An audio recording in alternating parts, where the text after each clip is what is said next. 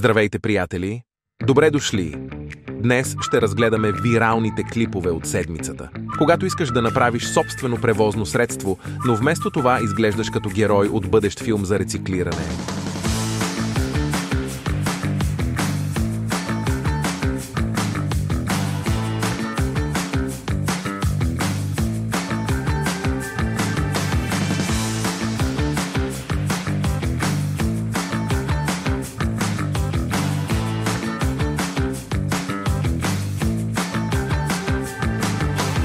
Безплатна автомивка.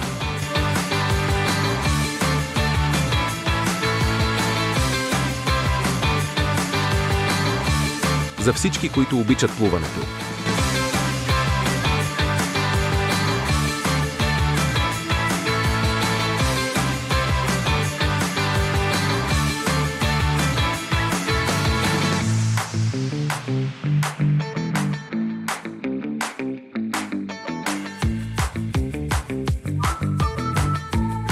Ахо, чудя се дали отиват в парка.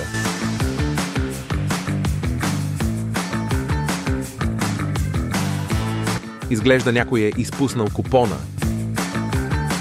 Винаги съм се чудил как обръщат камионите.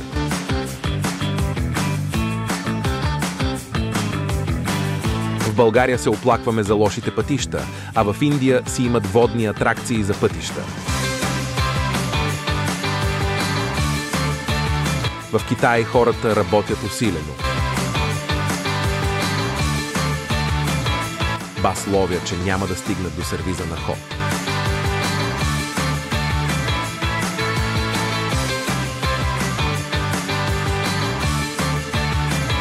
Такситата в Китай са от бъдещето. На кого ще напишат глобата за неправилно паркиране?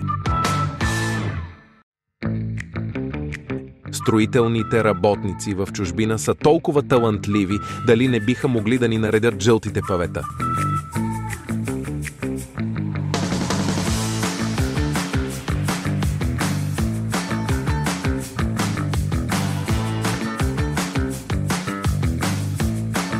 Този олигарх се ожени за пепеляшка.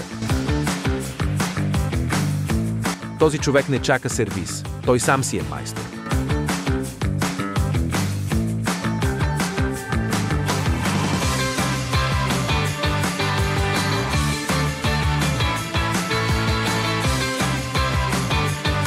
Малкият ентусиаст е пръв помощник на татко.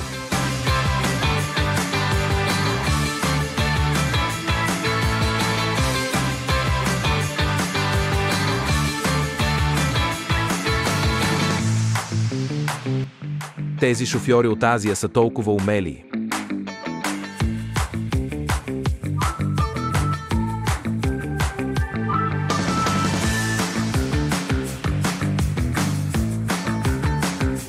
Магията се случва на червен светофар.